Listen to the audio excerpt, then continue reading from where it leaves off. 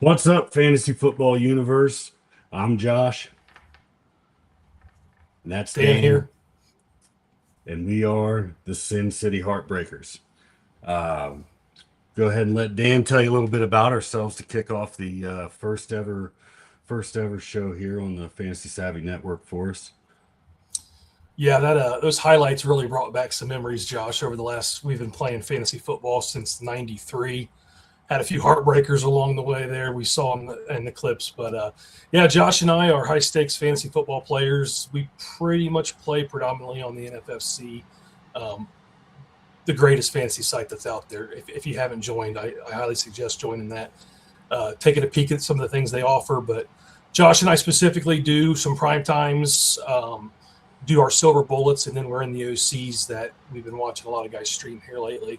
So we do go out to Vegas every year and draft.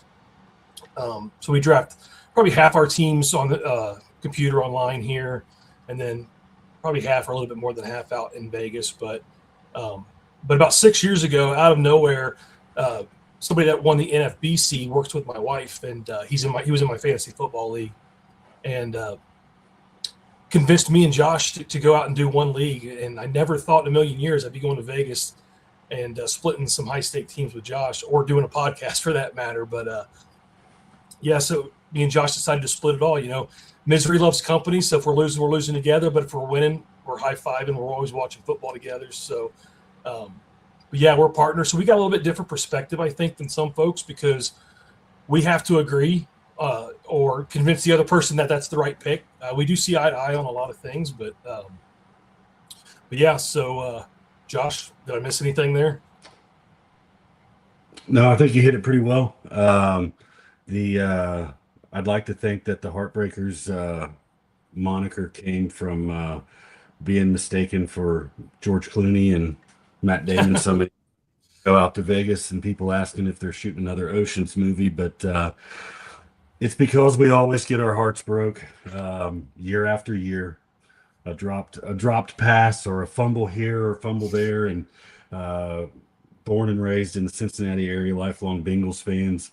Um, if you know anything about the history of the Cincinnati Bengals, it's just full of heartbreaks. So, but this year, just like every year, we set out to uh, do our part to try to break some hearts by the end of the season. And this year, Steve D'Angelo, Mr. Fantasy Savvy himself, and Joe Carlton from Aces Up, who's acting as producer Joe tonight behind the scenes, asked me and Dan if we would come on Monday nights and give our perspective on things, and kind of let people see that you can join up with a buddy or friend, and um, dig in. You don't have to spend a ton of money to play high stakes, but you can have the opportunity to win a bunch of money, and all the while playing against the best fantasy football managers, players in the world, and great community. And this summer's turning out to be one of the most exciting yet. Uh, Live streams just about every night. So, um, yeah, having said that, Dan, I think we're gonna jump into some ADP here. Yeah, I'll just say before you jump into that, one of the great things about being partners, and something me and Josh do, we would have this exact same conversation whether we were taping it or not. So about 4 to 5 nights a week, we're having a 30-minute to an hour discussion. During the season, we're talking transactions and start sit lineup questions and things like that. Um, but like Josh said, we're going to talk ADP because we've only done a handful of drafts together so far. So we want to see kind of where we're both at on players, and we chose to pick a few players each that have moved up significantly or down significantly in the last month. So this is kind of what Josh and I would do on a nightly basis, or like earlier today, the phone call on the way home from work. I got a 40-minute drive, and we ended up talking football the whole way. So, Josh, didn't mean to steal your thunder there, but Oh no, you're good, man. Yeah, we organically we just start talking about one thing with football, and it goes from one player to another.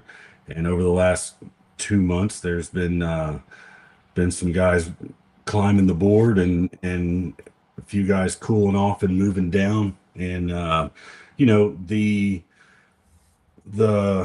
main idea here isn't to critique builds as we move forward, and we'll share some of our draft boards that we do, respecting our fantasy guys. If it's not a live stream, we'll keep the names off there, to respect those owners. But just looking at the roster construction, looking at where guys are going, how they're moving, and knowing all good and well that 2 months from now, 10 weeks from now, when we're in Vegas, you can take every bit of this and throw it out the window. It's basically all hell breaks loose in the draft rooms out there, and nothing surprises you. So, Nice. all right, Thanks, Joe, Pete. if you Checking can it go out. ahead and throw up the draft board there for us, and we'll get rolling.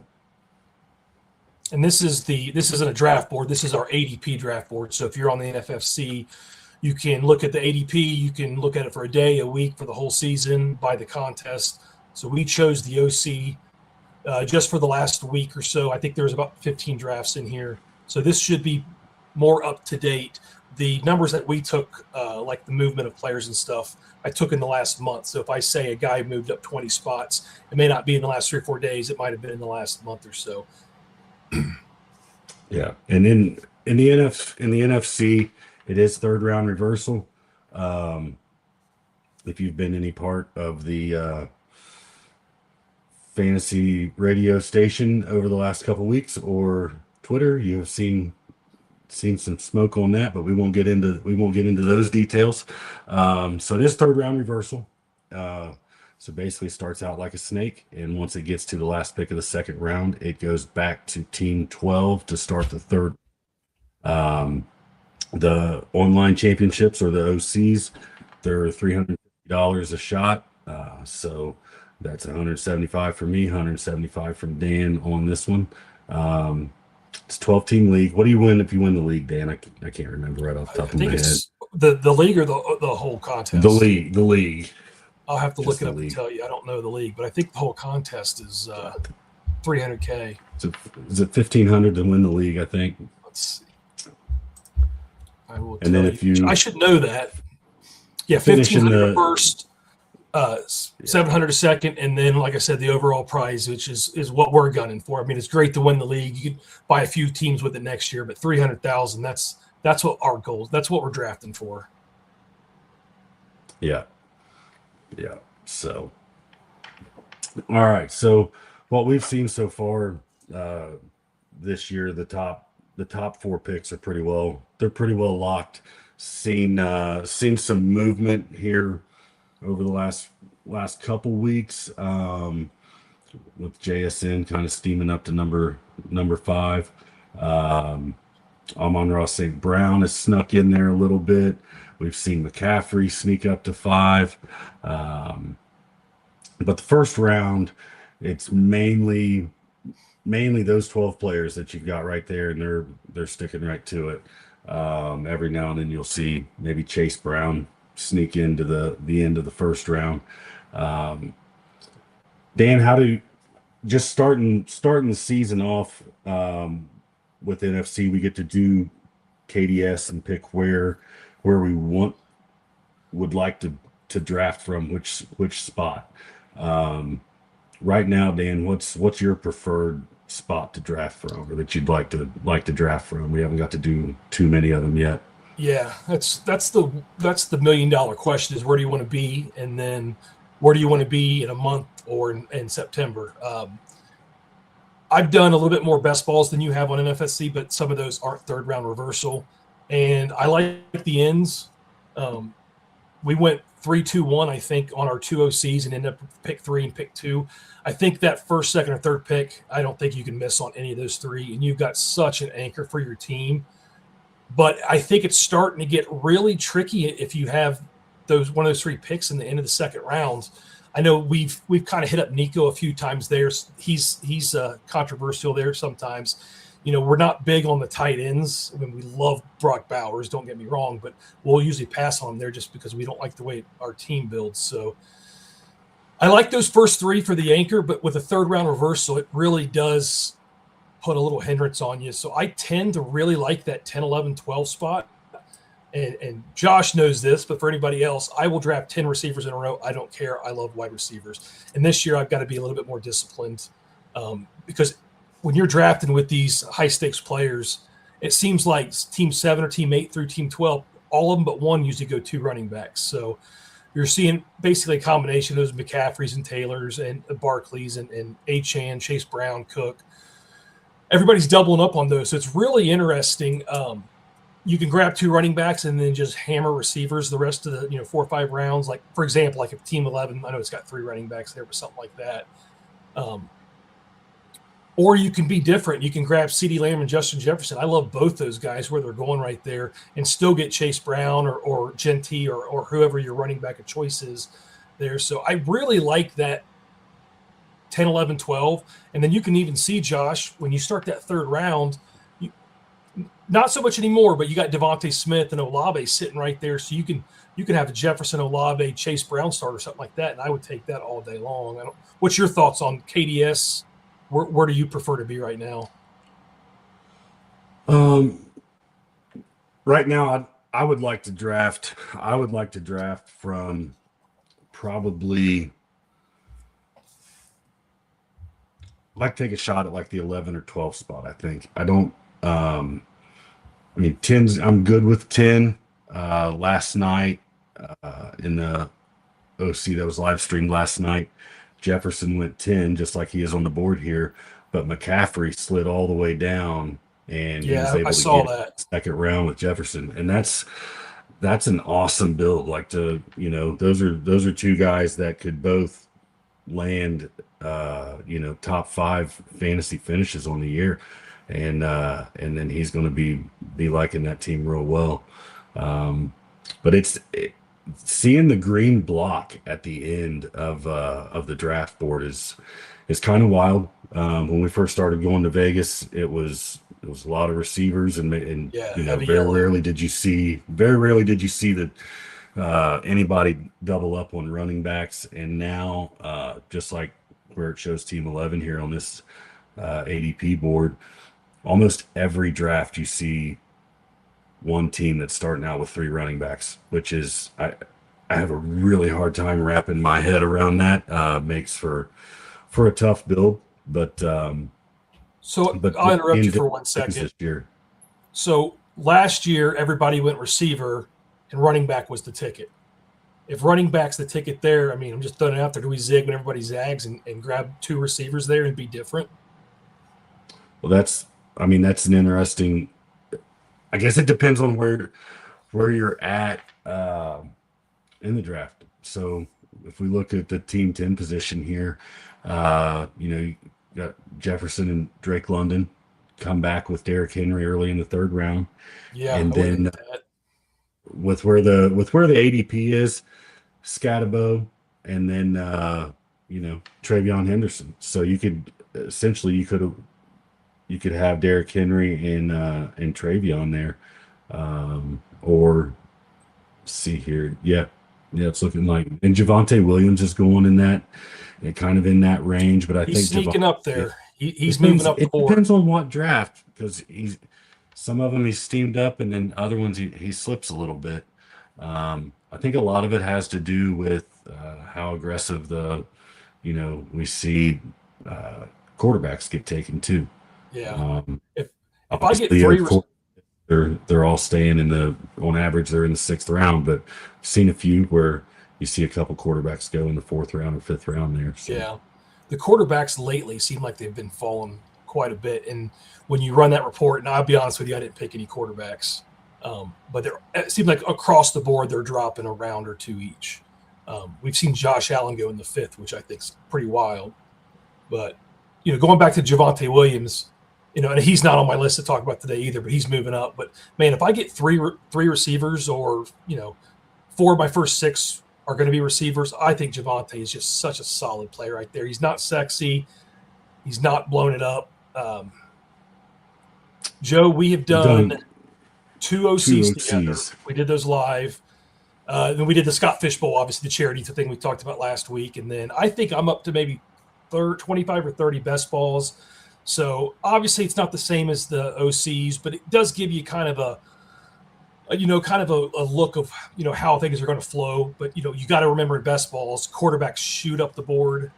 So, if you're willing like me to wait and take a couple guys, in the mid rounds, it's a little bit advantage to you. How we started out figuring out the best way to kind of get on the same page and figure each other out was we actually did a lot of BB10 live drafts our first couple years, and the BB10 lives have slowed down some, but after the first couple years, it's not a completely new game. You've got players that are still there, and we know somewhat from talking so much over the off season, we know where each other kind of stand on everybody. So, but it's still good to get into those drafts.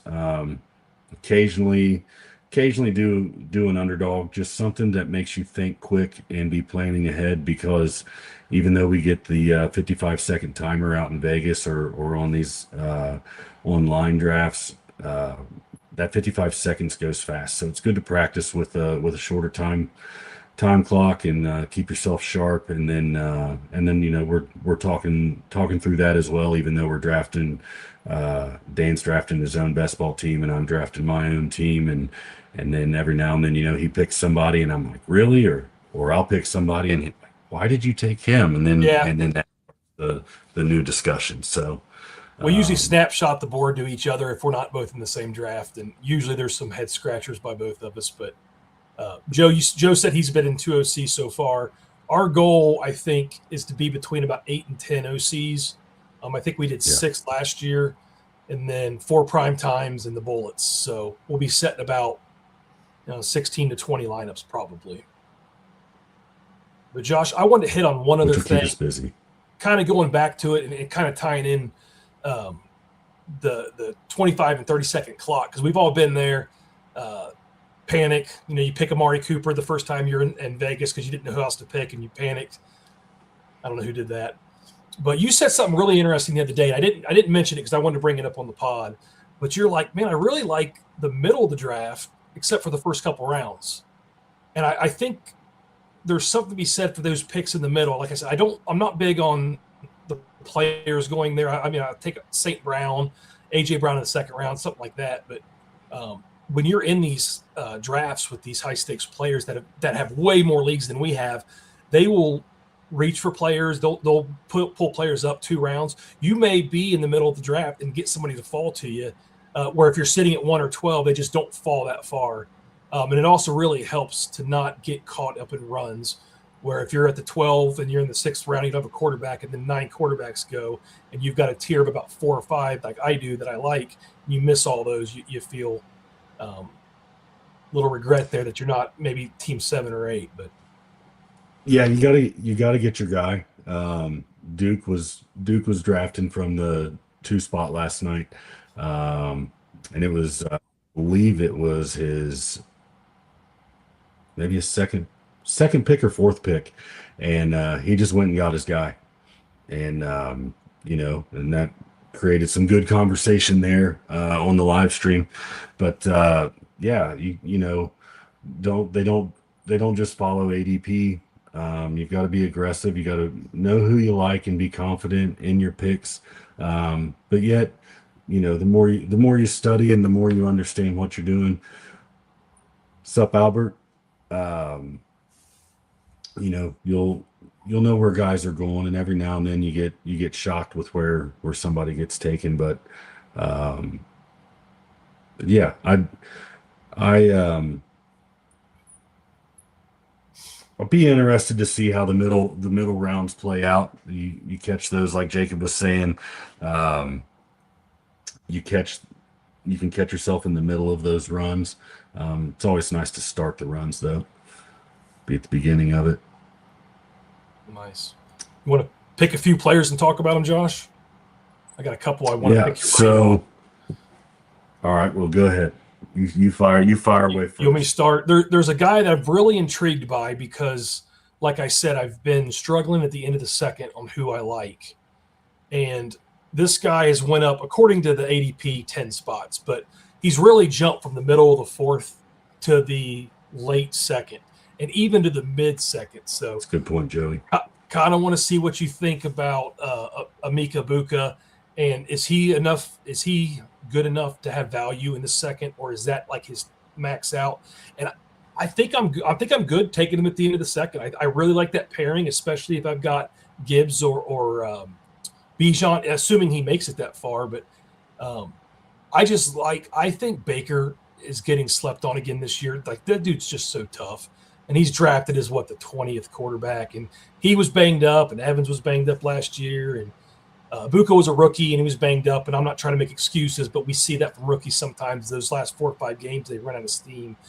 If he's trained, I feel like me and you flip flopped on Buka over the last couple months. I wish I had him more in the third or fourth round, but I love him there. Just what's your thoughts? I mean, are you as high on him as I am right now? Probably not as high as you are. Yes, Baker was hurt last year. Buka was hurt last year. Godwin was coming off the ankle injury. Mike Evans was hurt, which obviously he's not there this year. But Jalen McMillan got hurt. It was either week 1 or it was the last preseason game. Before the season, yeah. Yeah. So McMillan didn't come back till like 12 or 13. Yeah. It was He really tore it late. up. And so he's kind of the wild card. But there's plenty of talent there. Once Igbukah got hurt, I mean, props to him and Baker for both playing through injuries last year, or trying to play through injuries. So I don't know. I guess I wouldn't hate it. I saw a tweet the other day. Seeing who comes back in the third round there. Yeah. On one more thing I want to throw on there, and I wish I could give the person credit where I saw it on Twitter, but I think Igbukah was top 5 or top 10 in 50-yard, 40-yard, 30-yard, and 20-yard passes down the field. So just love the big playability. Man, one play can make your week. Yeah. But anybody up there you've been since we talked about Igbukah, let's talk about Zay Flowers, who's going 2 spots later on average.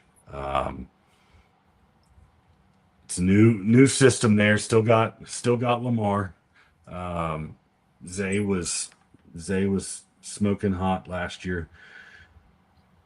Where do you fall with Zay? I know you're not. I know you're not a huge fan. I know. I have 0 shares of Zay Flowers. He finished top 12. You got to give him his kudos. He finished top 12 last year. We were drafting him. If you were drafting him last year, you were getting him in I think by the end of September, about the end of the 5th. I would feel comfortable in the 4th taking him, but I've seen him get bumped up so much, and I get scared to death of Lamar Jackson in that offense. Sometimes they get in their own way and they can't get out of their own way, or Lamar if he doesn't want to play, then it's over. But I mean, speaking on both sides, I mean, who else is there besides him and Andrews, who's another year older? And you got some second-year, first-year guys. It's like Likely's gone.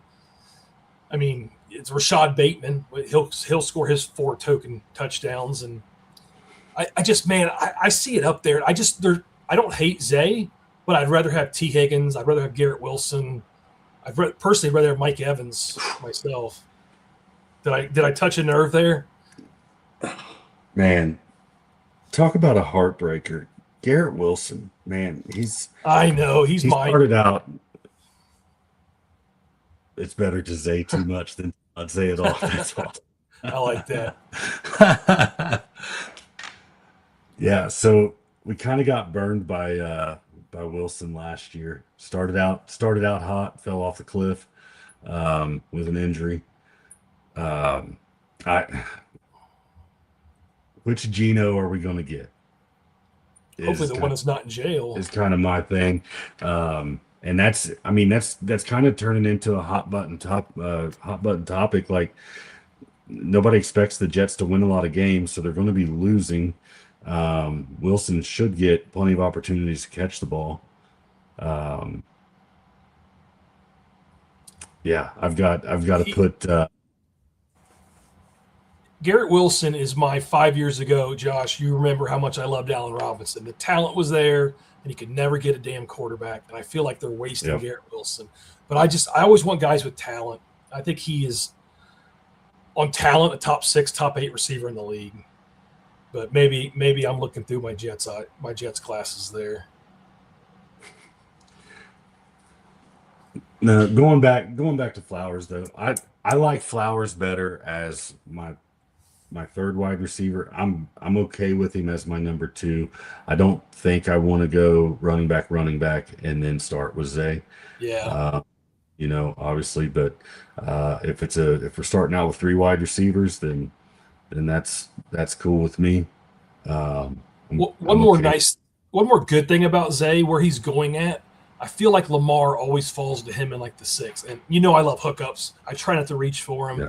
but if they fall and it's close, then you've got that nice hookup. And if he does, set some records this year, you're on the top of those leaderboards. But So who's I'll transition to another wide receiver. And, all right. We talk about heartbreakers. This guy broke some hearts his first year, and then last year, week 1, he kicked butt for us. If you guys don't know, in the NFFC, you get a free look on the first 2 games this year. So if you draft any Patriots, Niners, Rams, Seahawks, you get automatically, or not automatically, but you get to pick whether you play them or not, knowing the points. So if you got Seattle kicker and they got 12 points, you throw them in your lineup. Last year, we took Quentin Johnson in 2 drafts in about the 19th round, Josh, and he scored 2 touchdowns. I felt like we actually learned something from the year before doing that. And this year, man, like the last 2 weeks, so according to the last month, he's went up 18 spots. But I've seen him go up as much as 40 spots in some drafts. And I can't even see where he's at on here right now. But with that new offense and that with Mike McDaniel there, and that Mike McDaniel made a quote this week. I got to remember who it was, that he reminds him of Andre Johnson and Julio Jones that he coached at one point. I'm like, okay, if he gets to 75% of Julio Jones, then he's a steal where he's going right now. My biggest concern So is he's to catch he's the at ball. he's at Where's he at 80 on on here. And 4 picks. he's shooting up too. 4 picks into the 7th round. Yeah. So if he's your wide receiver 4, so you're throwing him in your flex, you got 2 running backs and 2 receivers. I just love the big play, and then he could get a ton of targets this year as long as he can hang on to the ball. That's his biggest thing. We saw that game last year where he dropped like 6 passes in one game. So hopefully, Yeah. I mean, that was an issue with him his first season was dropping the passes. I don't know what the difference was at the beginning of last year. He was catching the ball much better. I saw Joey Brown comment on somebody's tweet the other day about Quentin, and I think they said something about are people sleeping on him, and I said I don't know that people are sleeping on Quentin. I think they're being cautiously optimistic. like that. But the way he's moving, I mean, the talent's there. And Herbert, I mean, that offense, Herbert's got the arm, definitely feeding the rock. But is Quentin going to Quentin? And how far up the board is he going to get steamed up? And that's we're in that NFL dead zone where the only thing we get to read is or hear anything from is like coach speak. You've got players, building up the other players. Oh, I've never seen him look so good. Well, of course you're going to say that in June after OTAs, you're building your buddy up, trying to build confidence and everything. And then Mike McDaniels, I mean, there was something a few weeks ago where he said something about Quentin Johnson and his hips and this and that. And it was like, boom, instant. He started going up the board, and I'm just like, oh man, like you like people, you like people in some spots, and then they start getting steamed up, and it's like once that snowball starts rolling, just how much momentum's it got? How far is he going to be driven up? They go. Would you rather have would you rather have Quentin in the middle of the 7th or Ladd in the middle of the 3rd? Because I like both guys. Is Keenan Allen going to be there this year? I hope, sure as hell hope not, because those first 6 weeks sucked last year. Not for him, but for the other two guys. I mean, I don't know if Keenan took something away from Ladd last year, or what. I really think that Ladd's going to bounce back. I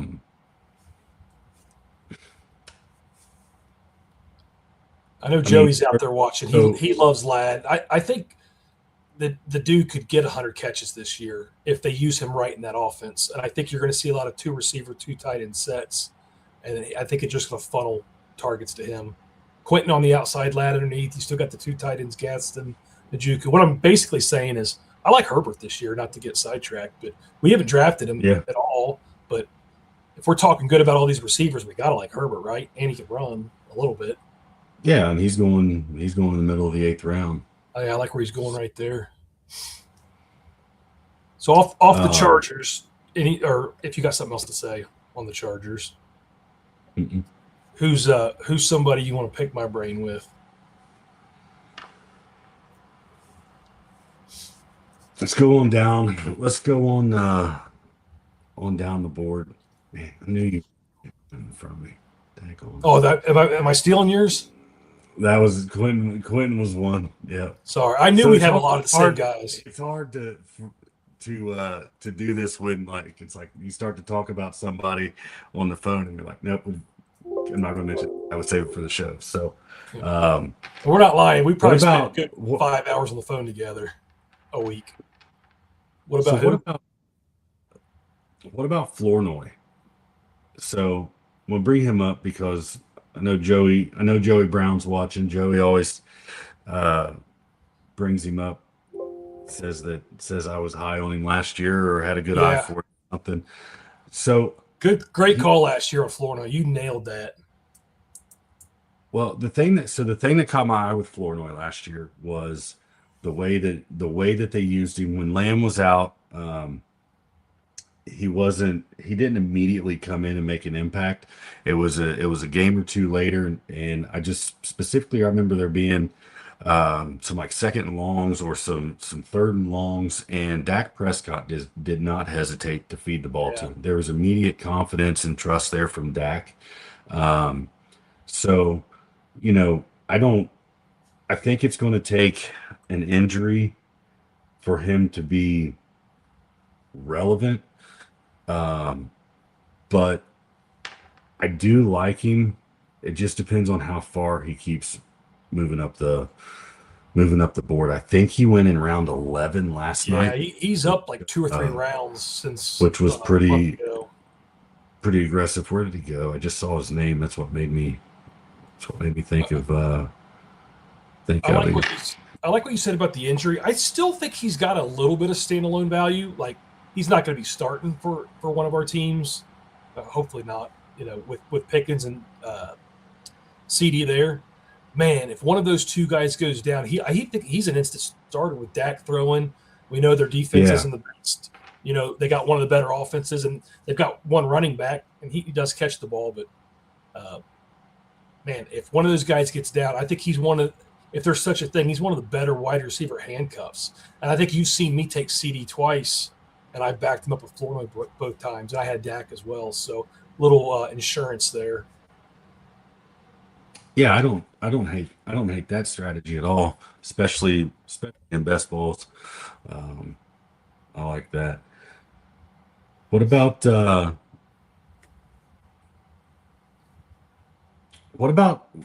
Josh Downs, Alex Pierce, Jones? I had him wrote down. Just the Indianapolis offense situation as a whole, or passing game as a whole. Well, I was drafting Pierce early and not so much Downs, and then it's changed obviously with the news, and when they say Pierce should be back in time for the start of the season, that really scares a lot of folks. And you can see he's dropped quite a few spots, and Downs is up over a round and a half. I think both guys right now have value. I really do. I think Josh Downs is a great pick If you need an early season guy, so maybe you got Malik Neighbors or something, you don't know how he's going to start. I love how Downs is going to start, but in the NFFC, our playoffs are 15, 16, and 17. Now, granted, you have to get to the playoffs. You got to be one of the top 3 teams in the league, or top 2 in the OCs, I should say. I like Alec Pierce for down the line, and if Danny Dimes is doing good and they're in the playoff hunt, like Pierce could win you some games late. So if Pierce keeps dropping, I'm going to keep taking him. I think I have him as my wide receiver 5 in the draft the other night. So he's 6th round in here, but I'm seeing him drop a round or 2. And Downs is really moving up from what I've seen. I don't know if you prefer one guy or the other. I prefer a healthy Daniel Jones. Yeah. With either one of them, but no, I like Downs. I'm a little bit concerned about Danny Dimes. I mean, he did look, I think, the best that he's ever looked last year. That wasn't necessarily a question. I'm just wondering if it, was it lightning in a bottle? How's he going to come back from this injury? But with where Downs is going, I'm good with that. I like Downs. He's got a little bit of a explosiveness to him. The real answer might have been Ty Warren. That's the receiver to own in Indianapolis right now. And he's fallen a little bit. You can sometimes get some value on him, but he might be getting those Pittman targets that's vacated more than anybody. So speaking of Warren, producer Joe threw something there in the comments. Thoughts on a second quarterback or second tight end? If we were to take a QB or a tight end in the first 6 rounds, that is against our MO most of the time. But just so everybody knows too, it's 20 rounds. You're starting a quarterback, 2 running backs, 3 receivers, a flex, a tight end, a kicker, and D. So you basically have half your team as your bench. But I'll cut in here real quick, Josh. So if you take Josh Allen or Lamar Jackson or Joe Burrow or whoever, the first couple of years we took a few quarterbacks. Like we had a Jalen Hurts team of the year. He was really good. And we didn't back up our quarterback. And we said, hey, we'll just wait till that week, and it burned us. So I'm always of the belief, and I don't think you have to have a really solid one, but I like throwing Malik Willis on my bench just for the upside. Or if I've got a Jackson Dart and I'm worried about injuries, I want to throw Jared Goff or Stafford or Baker Mayfield or something like that. I am always taking a second quarterback. And honestly, I'm taking a second tight end as well, because Josh gets mad at me sometimes because I like to wait too late on tight ends, but I'm punting tight end almost every draft. Yeah. So I'm gonna grab 2 tight ends, maybe 3 tight ends if I really punt. I feel like you can make the mistake of, because it's so tempting, right? Let's fill our draft board with all green and yellow, and then we'll get down to like rounds 9, 10, 11, 12. We'll double tap quarterback, double tap tight end, and then we're good. All right. Well, if we go, say, Prescott and Goff, because we double tap quarterbacks, we know we'll start Goff every time he's playing in a dome. I mean, that's pretty much a given. So, but you can get yourself in the situation of trying to play matchups, and then you start guessing wrong. Then you start chasing week to week. And the next thing you know, all of your tight end points are being scored on your bench every time. And that's where I felt like, I mean, we did a pretty good job of it last year, but, it's when it gets down to crunch time and you're having to make those week 11, week 12, week 13s decisions, and you're needing the points because you need to get those high points, and you're missing out on 4 or 5 here, 4 or 5 there, or worst case scenario, you have Hunter Henry put up a goose egg on us, and that's where the heartbreaker comes in. We had 2 teams with Henry and Ertz. That Josh, remember that? We had to go back and forth. We missed like 3 weeks in a row on them. Yeah, and they were just too close. So I personally, I like finding a tight end somewhere like rounds, probably 5, 6, 7, 8, somewhere in there. I love where Laporta's going Yeah. uh, in that in the Lions offense. And if Laporta's healthy, I'm good taking Laporta in round 9. The problem is if you wait on him and you don't get him, so then you really need to take him probably in round Yeah. 8. Make sure that you grab him. Otherwise, then you start dancing with the devil again with some of these other guys. Now, I think that I mean I know Kelsey's old, but man, I mean he's all the way down there in round 11. Like that's wild to me to see that. Same with Mark Andrews. Andrews. As Yeah. old as I mean, he's another year older, but How many they of these got rid of high likely. Like, stakes legends are drafting Kelsey and Andrews? I've seen some really big names put both those guys in their team late. yeah, I mean, there's nothing wrong. There's nothing wrong with them. That's just like Mahomes. As late as Mahomes is going, Yeah. maybe he's not Mahomes from 2 years ago, but he's still going to be tough. He's still going to put up some numbers. Going at the 10-11 turn there is a pretty good steal on him. But I no, I'd be depending on where Loveland goes. I'd like to get at least one Loveland share in the prime time and in the OCs. Um, I just don't want to overspend on him. I don't want to spend up too far.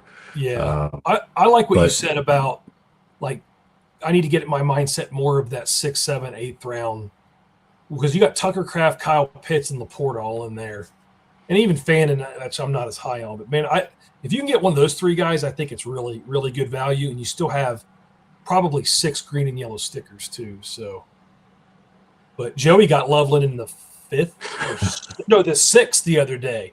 Like, give me some of that. we've got the world famous Fantasy Sopranos in the chat. This is just the What's up, this is Steve? the ADP, Steve. Don't go Gamberg on For us. This is just the what was ADP this? board. This was the last week. Dan, is that right? Is that what I got Yeah, up this was the there? last week. I think from the Yeah. 22nd on. Uh, you're the one that programmed Yeah. that. 21st through the 29th. So, um, what about some other quarterbacks, Dan? I know as far as like, so if we were to take, say we were to take Joe Burrow for some reason, which I have my thoughts on that, but if we were to take Joe Burrow, I know you said Malik Willis. Um, who else is a quarterback you like that's kind of down there in those in the If I'm going for a backup, I think he's not my favorite player, but I like Jordan Love's value there. I mean, if we like Watson, and me and you both love Golden, and we like Tucker Kraft. I mean, he's going to be throwing the ball. The running game is, to me, the running game isn't the best. Jacobs is okay, but I like him. I can't believe how far Bo Nix falls sometimes. I think he's a really quality, either double tap or a backup. And then a guy that I probably taken more is, and I talked about him earlier, is Baker Mayfield. We're 1 year removed from him being, what was he, picked 5 or 6 quarterback last year? I mean, he's got the arm, he's got the heart, he's got some really good receivers. So I think I will have a lot of Baker Mayfield as my backup, especially out in the prime times when you can get him even later than what we see there, round 14, round 15. And sometimes he's still hanging around there. And especially if you got a Book on your team, maybe you got Jalen McMillan on your team, nice little hookup there for the bye week. How do you feel about your Syracuse boy Rondé Gadsden? I still have a bitter taste in my mouth. He was my ultimate heartbreaker last year. We were living on a prayer on a Monday night, and oh, what a comeback he was making for us! And Yeah. he was on the right side of the field, ran like a 7 or 8 yard out. He catches the ball and we win. And he got held. They didn't throw the flag, but it didn't matter. And ball missed his hands by like a foot. And that was the heartbreaker that almost broke me last year. Yeah, that was a tough I had game. to go, Dr. Phil. I needed therapy on that one. What do you think But about feel with about Gatz. Najuko? How do you think he affects him? Do you think Gadsden's just running routes when he's in there, or is he blocking? I really don't know what to think. I love Gadsden. Like The I said thing earlier, about I love the Pitts, thing the about the athletic tight end, ability. the thing about the tight end position that I think we started to see change a little bit, maybe 2 3 years ago. Frank Reich's the one that I remember with the Colts when he Yeah, was coach there, and they were consistently running three different tight ends out there, and they would all have like 3 targets or 4 targets a game, and it's like, what are you doing to me, Um, and now you're seeing it with the Rams, and you're consistently hearing more and more about teams running 12 and 13 personnel, just like with the Jets drafting Sadiq. yeah, that was crazy with Mason Taylor there. We loved Mason Taylor with the new offense, and then they draft Sadiq. Kind of reminds you of when Mayer went first round, and then they take Bowers the next year. But Yeah, the yeah, I don't know. So it's going to be interesting to see how this season plays out with what some of these teams are going to do at tight end, where we take some of these tight ends that we feel so confident with, and all of a sudden they're splitting targets with somebody yeah, else. You no, know, I like how um, Gaston fell. I think if you take him though, you just got to take Britton Strange or Goddard or somebody to go along with him. Somebody that's that's a solid guy. that's who I was going to say. Brenton Strange. Brenton Strange just got paid. Yeah, he I did. I expect him to move up the board a little bit. I mean, as far as the Jaguars offense goes, I think everybody wants a piece of it. Nobody knows what piece they want to have of it exactly from a wide receiver standpoint. We pretty much know, I think, what Brenton Strange is, unless you're planning on, Dan. I know you like Trevor Lawrence naked, He's a great so quarterback that you don't need to have hook up. That's the piece that I want. I personally it's. like Jacoby Myers, but over the other two, I know that I'm probably in the minority there. I personally like Parker Washington, so I don't know we'll that Parker we'll we'll Washington's going to figure be on the that out. field. We'll figure that out. We'll figure that All out right, over no, the let's hash this out. months. Parker Washington was the number 4 or 5 receiver going into last year. Great year. Great year. Had some injuries. Like Dimey Brown really helped him get on the field with that injury. So they're running they've got 2 good tight ends. They bring in Jacoby Myers because he's the most precise route runner they have. Hmm. I don't want anything to do with Brian Thomas. I'm in the minority there too, but I think they're going to be running 2 receivers a lot. And if they're running 2, is Parker on the field? Like, are you paying a 4th or 5th round right now for a guy that might play 50% of snaps? Am I Joseph wrong? I, That's what I mean. This is one of the biggest hot button topics in fantasy right now. I think is figuring out who is it, and everybody's leaning on BTJ, but it goes back to, like I said, we're in that dead zone where you know, oh, Brian Thomas looked awesome at OTAs and this and that, and he's really come a long ways, and they're really starting to click in basketball shorts and a helmet. Um, let's see what happens when training camp gets here, and we'll start to get a better picture of it. I really don't know. I don't know that I can take Brian Thomas Jr. again. Uh, that was a bad one because last year. that's We only had you him know once, but that hurt bad. yeah, neither one of us was on him, and we were picking 9, I pick 10, think. 9 or 10, and he 9 or 10. fell to us in that Yeah, the Vegas prime and time. yep, and he fell to us, and we could have passed on him, and we would have taken Amon-Ra or Puka, I believe. Yeah, that was Could our have guys passed on late. him. And we took him Yep, and because we wanted to share. um, But that's why you trust your gut. You go with your gut. Don't worry about what the other guys in the room like. And that was my biggest regret last year, because if we threw Puka or St. Brown on that team was a first or second place team. But Steve G in the chat, I love the Dulcich call out there for tight end. Yeah, I like the Trevor Lawrence, but yeah, Dulcich. You know, I'm in some really deep best balls where I'll throw like Jalen Tolbert or Tutu Atwell in the 30th round. Like, who's going to catch passes? Achan, Malik Washington. I think Dulcich is a 5 catch a game kind of guy, and I like when he gets the ball. He's almost like George Kittleish to me a little bit. He just kind of runs crazy, if that makes sense. So I think where you're getting him now, I do think he's starting to move up, and if he moves up too high, you got to be careful with that because we saw Dulcich. We thought he was going to be the starter in Denver a couple of years ago, and he damn near got cut that year too. So, but I'm with you, Steve. I have a lot of Dulcich as my tight end 2, tight end 3 right now. Yep, Trevor Lawrence. I think Trevor Lawrence, where he's going, is probably the best value quarterback that you can get right now. With Liam Cohen, I mean, that offense is just. And a year ago, Josh, I said I never thought I'd be doing a pod. I never thought I'd say I like Trevor Lawrence because I hated him before last year. But it just shows what a good coach can do. Yeah, and it took time. It took 5-6 weeks before it started to click for Lawrence. Yeah, 18th.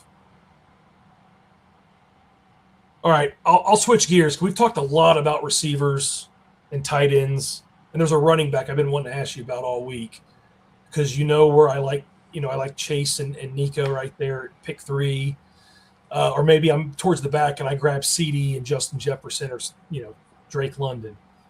A running back that's been falling. He's fallen 10 spots in the last month. Is Derrick Henry with about the 4th or 5th pick in the 3rd round. You know I'm not the biggest Derrick Henry guy. We talked about Zay Flowers. But one stat I looked up on Derrick Henry is I'm like, man, he only does good when they win. And 2 years ago was true. It was like a 9 or 10 point difference. And last year was only a 3-point difference.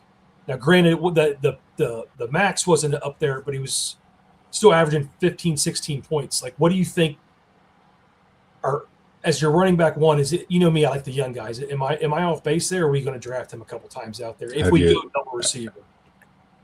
Have you read the reports? What? He was catching passes in OTAs. Oh, I'll believe that when I see the game. Yeah, the punter's also catching passes for. So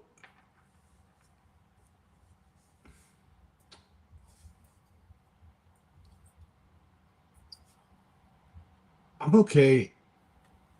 I'm okay with Henry. I like to have.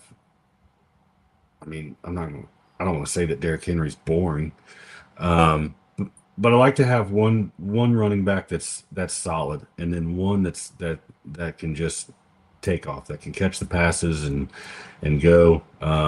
Typically, it's flip flopped, but if if the opportunity was there, I wouldn't be against having Henry. Um, I think the Ravens offense could be pretty good this year. A lot of it depends on Lamar. So I guess Lamar and Yeah, Zay. it's But just funny that neither one of us really have been a Henry guy for the last couple of years because we'd rather be a year early than a year late getting off of them. But if you look at that ADP board, it's really interesting. So say you go 2 receivers, you got like him and Brees Hall, and then there's just a huge run of wide receivers there every time till you get to your Kyrens and your Etiennes, H-Chan, or however you say his name. see, and I think if you can be in on Garrett Wilson, I think you can be in on Brees Hall there. I don't have any issues with Brees Hall. I know you're not a Brees Yeah. fan. Um, But if you it, miss on and him too, I mean, you got 2 receivers, 2 running backs that hit in that span of 12. It's like if you yeah, miss that, then you're digging. But I like the running backs in the next round better anyway. But I just want to yeah, pick your me brain on too. that Henry. If we get in that point, you're gonna have to talk to Steve G about the tag team thing. I don't know. I don't know how you're working that thing, but he's already talking about him and Gamble. So we've got to figure that out. So I just kind of mentioned it in passing the other night, but my goal was to try to get try to fill an OC uh, with a bunch of us, or get half guys that are already in NFFC, and then get see if we can get some newcomers to get in it, or get some guys that aren't normally partners to get together and take a team. And if we can fill one, um, I don't know how we. I don't have any idea how we would stream that. Maybe it gets streamed on two different channels, something half on one and half on the other. And uh, but if we can pull that off, I'd like to do it sometime in August, and because that's when things are getting real serious with the prime time. So it'd be Yeah, good to take a night off of the serious drafts and do something fun. Do it's something fun fun like that. if you get somebody that, and maybe you never share teams with anybody, to get a partner. When you go out to Vegas, everybody out there sitting with somebody. It's like there's very few guys that are drafting solos. So if you get an opportunity to draft a team with somebody, at least you're going to have a 20-minute phone call about football every Wednesday night for your fab or starting your lineups Yeah. and stuff. So Are they, but are they sitting there hanging out, or are they, dipping into each other's pockets and putting money with that guy to trust him to make the right yeah, picks and stuff. Um, all right. Well, yeah. that was a pretty good rundown there, Dan. You got anybody else you want to? No, I think we can save a few for the next week and see how the next week of ADP goes. We were trying to get an OC the last couple nights, and unfortunately, me and Josh are way too busy driving, chauffeuring kids around town and work and all that kind of stuff. But we're pretty sure we're going to get an OC in one night this week. So we should have an OC probably to break down from us. We can check out ADP for the next week. But no, I think that was a fun pod. And I know you want to say a few things, but thanks to Joe in the background, we've never thought about doing a pod before a year ago. So we don't know how to run. And Joe's been doing all the behind the scenes work, and Steve for letting us be on the channel. The last year's been crazy with these pods and getting to talk football every day, Josh. Like, Yeah, I can't and think of anything talking more fun than to getting to talk one-on-one with so many other players in the NFC. Um, it's a pretty cool community, pretty cool brotherhood.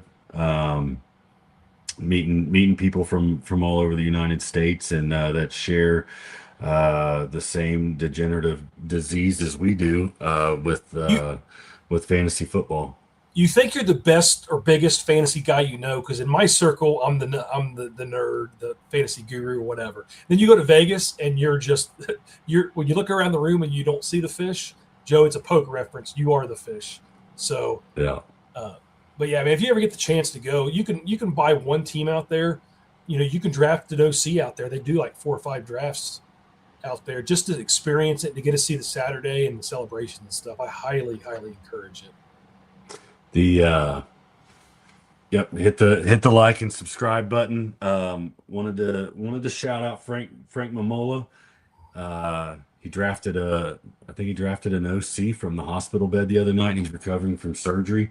Frank came up and talked to Dan after, I think it may have been our first draft. It's our first draft ever out there. Yeah. Yep, I got up after the draft, went and got some food, and came back, and there was some big dude sitting in my seat, and so I sat down on down the way a little bit, but he came over, chatted it up with Dan. Super nice guy, man, and hope you continue to recover. Um, That's some dedication tonight and last night. That's awesome. yeah. But no, that's a.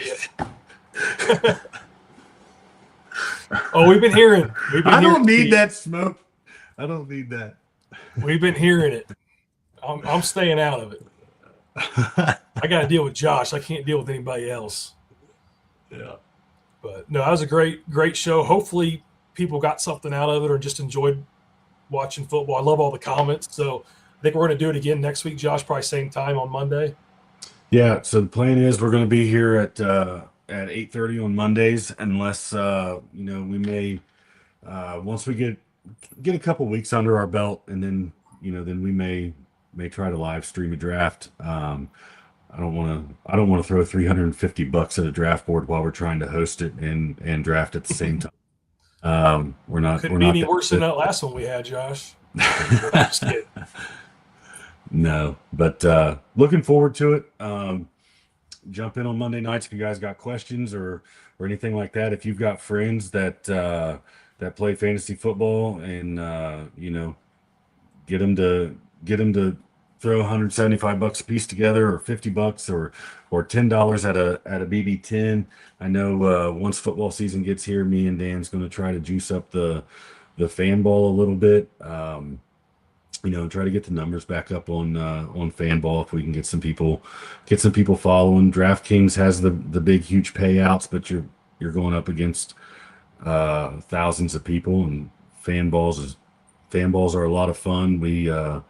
We've done pretty well on those over the years. So, but Steve G, one of the best in the business, does a ton of drafts. Thank you so much for tuning in and watching two guys who have no idea what they're doing. sometimes. All right. Well, Josh, that's we'll all I got, see. man. I'm looking forward to next week already. Yeah. Again, thanks Steve D'Angelo for giving us the opportunity on the Fantasy Savvy platform. Thanks to producer Joe. Make sure you tune in tomorrow night to the sports affiliation for the Aces Up podcast. Joe Carlton's the host. I forgot who his guest is, but it's a good one. So tune in there tomorrow night. Wednesday night, I believe we're back on the Fantasy Savvy channel here for the Fantasy Roundtable with Mike the Gamburglar, Gamberg, Joey Brown, Joe Carlton, and Rick from Knoxville by way of Birmingham. Sooner or later, he's gonna circle back and jump back on around July 20th, I think. So, all right, thanks, guys. See you.